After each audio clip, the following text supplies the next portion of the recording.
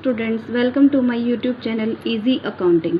Students, आज हम बात करेंगे 11th क्लास के फर्स्ट चैप्टर अकाउंटिंग के बारे में, जिसके बारे में हमने डेफिनेशन और मीनिंग के बारे में बात की थी फर्स्ट वीडियो में, जो फर्स्ट पार्ट था इसका। अब नेक्स्ट जो हम बात करने वाले हैं वो है characteristics and objective of accounting and types of accounting, कि कैरेक्टरिस्टिक्स क्या क्या है अकाउंटिंग की। स्टूडेंट्स, जब हम कोई भी टॉपिक पढ़ते हैं तो जब उस टॉपिक के बारे में जानते हैं, उसका मीनिंग जानते हैं, उसके बारे में कुछ भी सर्च करते हैं, तो उसकी कुछ विशेषताएं, कुछ चीज़ें निकल कर आती हैं कि ये इसके बारे में कुछ अलग से कैरेक्टराइज है, ये इसकी कैरेक्टरिस्टिक्स हैं। तो वही हम यहाँ पर अकाउंटिंग के बारे में देखेंगे। कैरेक्टरिस्टिक्स की अगर हम बात करें अकाउंटिंग की, तो इसकी फर्स्ट कैरेक्टरिस्टिक्स है, it is an art and as well as science. जो अकाउंटिंग है हमारी, वो क्या है? अकाउंटिंग हमारी एक तरह की आर्ट है। आर्ट मीन्स, मैंने इसकी डेफिनेशन जब दी थी तब भी मैंने बताया था कि आर्ट का मतलब होता है किसी काम को करने का तरीका क्या है। जैसे एक टीचर पढ़ाता है, सभी टीचर अकाउंट पढ़ा रहे हैं, लेकिन सभी टीचर्स के अकाउंट पढ़ाने का अपना अपना अलग तरीका होता है, वो क्या है? उनकी आर्ट है। ऐसे ही जैसे कोई पेंटर है, पेंटिंग करता है, सभी पेंटिंग कर रहे हैं, तो कौन पेंटर किस तरह से पेंटिंग करता है, ये उसकी कला है, उसकी आर्ट है। तो अकाउंटिंग क्या है? एक आर्ट है। और इसके साथ साथ ये क्या है? एक साइंस भी है, as well as science. Science कैसे हैं स्टूडेंट? साइंस का मतलब क्या होता है कि जहाँ पर कुछ रिसर्च होती हैं, कुछ प्रिंसिपल्स होते हैं, कोजेज़ होते हैं, कुछ रीज़न बेस्ड होते हैं, प्रिंसिपल्स जिसमें तैयार किए जाते हैं। वैसे ही हमारे यहाँ अकाउंटिंग में भी बहुत से प्रिंसिपल्स हैं जिनके बेस पर अकाउंटिंग तैयार की जाती है।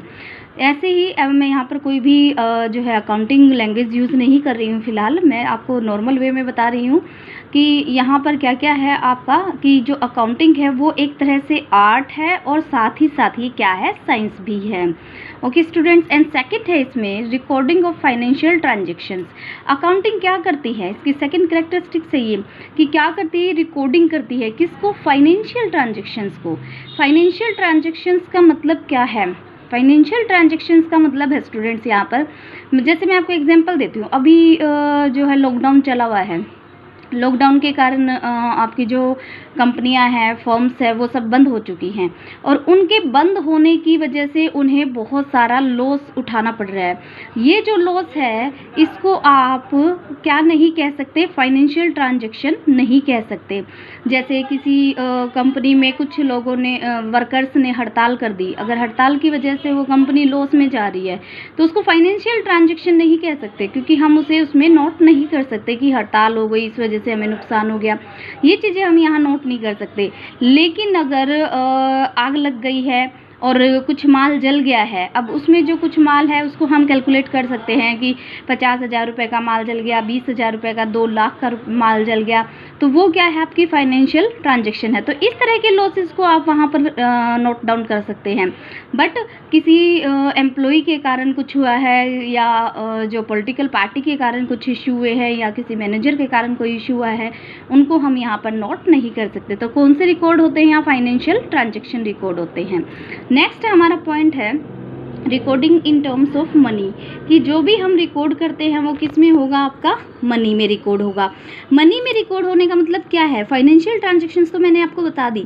अब क्या होता है मनी में रिकॉर्ड होना? जैसे हम ये कहें कि हमारे पास 4 टेबल है, 5 जो है आपके पास कार है, तो ये चीज़ क्या है आपके पास? ये आपके पास असेट्स है, बट इसको हम मनी में जब तक कन्वर्ट नहीं करेंगे तब तक हम यहाँ रिकॉर्ड नहीं कर सकते। अब हम ये कह सकते हैं कि हमारे पास 40,000 की टेबल है, हमारे पास 20 लाख रुपए की कार है, तो टोटल हमारे पास 2,40,000 की असेट्स है। ये इसको जैसे ही हमने क्या किया, मनी में इसमें एक डिजिट में चेंज किया, मनी में कन्वर्ट किया, वैसे ही हम इसे रिकॉर्ड यहाँ पर कर सकते हैं। तो यहाँ पर जो भी फाइनेंशियल ट्रांजैक्शंस रिकॉर्ड होती हैं वो किस में होंगी? टर्म्स ऑफ मनी, यानी मनी में रिकॉर्ड होती हैं। नेक्स्ट आता है क्लासीफाइंग। क्लासीफाइंग का मतलब होता है कि जो भी आपने रिकॉर्ड बनाए हैं, यानी जो जो चीज़ें आपने नोट डाउन की है उनको क्लासीफाई करना, अलग अलग कर देना, उनकी क्लास के अकॉर्डिंग डिवीज़न कर देना। जैसे परचेज़ को परचेज़ बुक में डाल दिया, सेल्स को सेल्स बुक में डाल दिया, परचेज़ रिटर्न को परचेज़ रिटर्न बुक में डाल दिया, उनकी अपनी अलग अलग चीज़ों को क्लासीफाई कर देना। क्लास के अकॉर्डिंग डिवीज़न कर देना। फिर आता है समराइजिंग। समराइजिंग क्या होता है स्टूडेंट्स, जैसे क्लासीफाई जब हम करते हैं किसी भी टॉपिक को, किसी भी चीज़ को, जैसे हमने कहा कि राम का एक अलग अकाउंट हमने बना दिया। अब राम से हमने क्या किया, 5,000 रुपये लिए, फिर 2,000 रुपये का माल दिया उसको, फिर 3,000 लिए। तो ये हमने अलग अलग डेट पे अलग अलग चीज़ें नोट कर दी।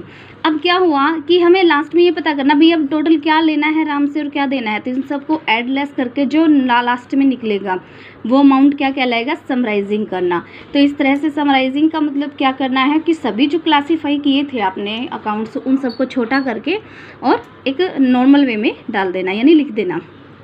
इसके बाद जो नेक्स्ट पॉइंट आता है वो आता है इंटरप्रिटेशन। जब आप समराइजिंग करते हैं तो उसके बाद आता है कि इंटरप्रिटेशन करना, यानी कि हर बिजनेसमैन, हर जो व्यक्ति है, जैसे एज ए मैनेजर भी अगर कोई काम कर रहा है तो वो भी यही जानना चाहता है कि जहाँ वो काम करते हैं वहाँ पर लॉस हो रहा है या प्रॉफिट हो रहा है, किस तरह से उसे जो है कितना फ़ायदा हुआ है, कितना नुकसान हुआ है, इन चीज़ों के बारे में जानना भी क्या कहलाता है, इंटरप्रिटेशन, और ये इसके अंदर आता है। फिर आता है इसके बाद लास्ट जो इसकी करैक्टरिस्टिक्स है वो है कम्युनिकेशन, कम्युनिकेटिंग का मतलब क्या होता है कि यहाँ पर जो भी आपने इन्फॉर्मेशन निकाली, इन सब के थ्रू जो आपने काम किया, उस सभी को इसकी इंटरेस्टेड जो पार्टीज़ हैं उनको कम्युनिकेट कर देना, उन तक भेज देना।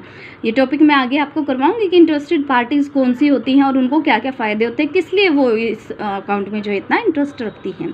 ओके स्टूडेंट्स, ये थी इसकी करैक्टरिस्टिक्स। अब हम बात करेंगे इसके ऑब्जेक्टिव के बारे में। ऑब्जेक्टिव भी बोल सकते हैं आप, और इसमें अगर जो है आपके पर्पज़ आ जाए तो भी आप यही डालेंगे। तो क्या आपकी अकाउंटिंग के ऑब्जेक्ट है, इसको बनाने के पीछे क्या रीज़न है, वो हम यहाँ पर करेंगे। सबसे पहला जो रीज़न है वो है to keep systematic record of business transaction, कि बिजनेस में जितनी भी ट्रांजैक्शंस होती हैं उनको एक सिस्टमेटिक रिकॉर्ड में रखने के लिए हमें किसकी ज़रूरत पड़ी, अकाउंटिंग की ज़रूरत पड़ी। सेकेंड आता है टू कैलकुलेट प्रॉफिट और लॉस, प्रॉफिट और लॉस को कैलकुलेट करने के लिए हमें क्या चाहिए, अकाउंटिंग चाहिए। जब तक हम एक चीज़ को प्रॉपर वे में लिखकर उसको ऐड लेस करके उसकी जो कैलकुलेशन नहीं करते हैं तो प्रॉफिट और लॉस का पता नहीं चलेगा।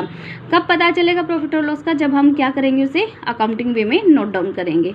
इसके बाद आता है to ascertain financial position, accounting की जो फाइनेंशियल पोजीशन है उसके बारे में जानने के लिए भी हमें क्या करना पड़ेगा, उसके लिए भी हमें जो है अकाउंटिंग की ही ज़रूरत पड़ेगी। अकाउंटिंग के बिना हम फाइनेंशियल पोजीशन को भी नहीं जान पाए। फाइनेंशियल पोजीशन का मतलब होता है कि एक जो बिज़नेस है वो कहाँ पर स्टे कर रहा है, मतलब वो किस पोजीशन पे है, क्या वो बार बार प्रॉफिट कमा रहा है या वो बार बार लॉस में जा रहा है, इस तरह की बातों का पता करना फाइनेंशियल पोजीशन कहलाता है। इसके बाद आता है to check the progress of business, कि एक बिज़नेस जो है वो किस तरह से प्रोग्रेस पे, जैसे मैंने बताया फाइनेंशियल पोजीशन आप पता करते हो तो उसी के थ्रू हमें क्या पता चलता है कि ये प्रोग्रेस कैसी है बिज़नेस की, बिज़नेस कितना आगे बढ़ रहा है या पीछे जा रहा है। फिर आता है next to provide information to various parties, कि जो आपकी वेरियस पार्टीज़, अलग अलग पार्टीज़ जो इंटरेस्टेड होती हैं आपकी इसमें बिज़नेस में, उन सबको क्या प्रोवाइड करवाना, इन्फॉर्मेशन करवाना। ये वही टॉपिक है जो मैं आपको बता रही थी कि आगे जाके हम डिस्कशन करेंगे। इसके बाद ये थी आपकी ऑब्जेक्टिव। इसके बाद जो हम बात करने वाले हैं वो है हमारा टॉपिक टाइप ऑफ अकाउंटिंग, की अकाउंटिंग जो है वो कितनी टाइप की होती है। यहाँ पर जो अकाउंटिंग है वो देखो स्टूडेंट्स कौन कौन सी है। फर्स्ट आती है इसमें फाइनेंशियल अकाउंटिंग। फाइनेंशियल अकाउंटिंग जो होती है वो आपको बताती है कि किस तरह से हम अपने अकाउंट्स को मेंटेन करते हैं, कैसे उससे प्रॉफिट और लॉस के बारे में कैलकुलेशन करते हैं, कैसे उससे हर चीज़ निकालते हैं, ये फाइनेंशियल अकाउंटिंग है। और ये जो फाइनेंशियल अकाउंटिंग है ये आपके लिए इम्पोर्टेंट है क्योंकि यही अकाउंटिंग आप 11th और 12th दोनों क्लासेस में पढ़ेंगे। फाइनेंशियल अकाउंटिंग ही आपको पढ़नी है, इसके अलावा और नहीं पढ़नी। इसके अलावा जो टाइप्स है वो आपको सिर्फ समझने हैं, उनका मीनिंग आपको पता होना चाहिए और कौन से होते हैं ये पता होना चाहिए। इसके अलावा आपको उसकी कोई ज़रूरत नहीं है फ़िलहाल।